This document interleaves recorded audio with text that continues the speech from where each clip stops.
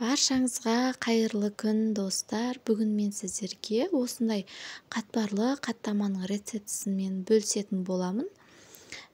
Отбасыңызға, қонақтарыңызға ұнайтыны сөзсіз. Жұмсақ әрі өте дәмді болып шығады. Егер де каналыма тіркелмеген болсаңыздар, тіркеліп өз пікірлеріңізді жазып, лайк басуды ұмытпаңыздар.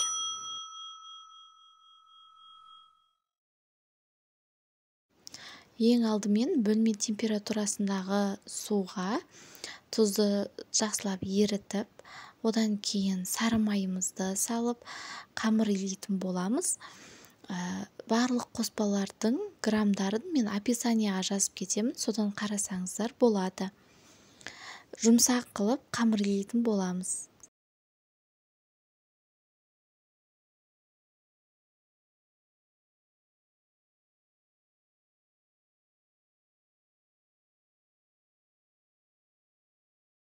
Қамырымызды илеп болып, осылай екі бөлікке бөліп, 15 минутқа тынытып қоямыз. Міне қамыр бізде осылай июі қанып, осындай жұмсақ болып шығады. Енді қамырымызды жайып аламыз.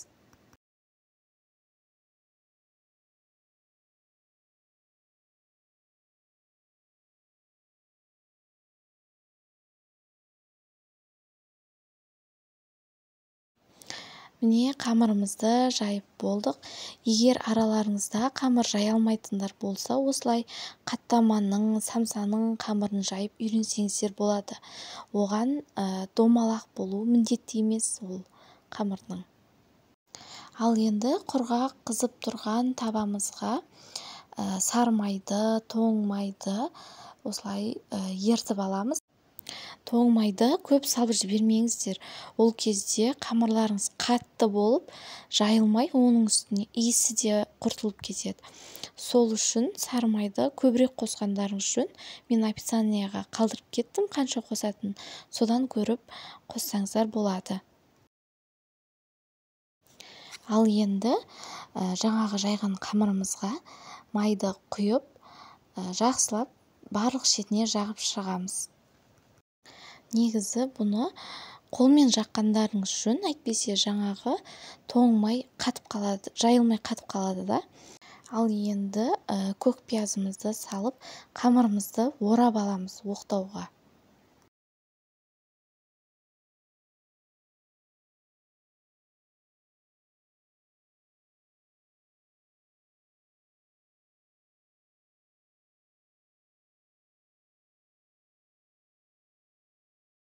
Ал енді видеода көрсетілгендей бөліп аламыз.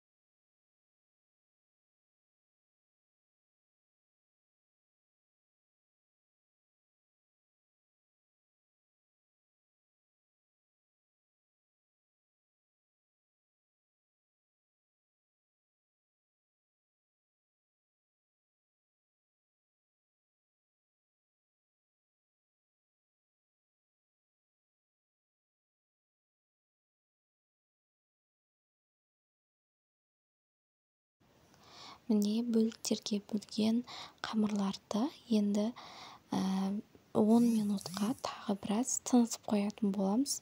Сол арада тағы екінші қамырымызды жайып, майын жағып, тура жаңағы видеода көрсетілгендей бөліктерге бөлеміз.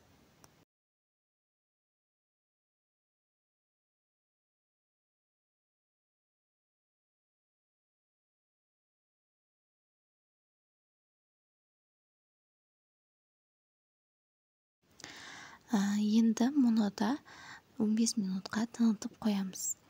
Одан кейін жаңағы қамырларымызды жайып, дайын қамырды. Ендігі кезекте табамызды орташа отқа қойып, кішкене май құйып, осылай пісіріп аламыз. 5 минуттан астын 5 минут, одан екінші жағын 5 минут пісіріп аламыз. Міне осылай қалғандарын да осылай пісіре бересіздер.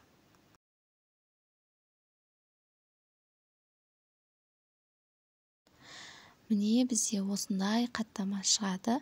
Видеоны соңына дейін қарағандарыңызға көп рахмет. Каналыма тіркелуді ұмытпаңыздар.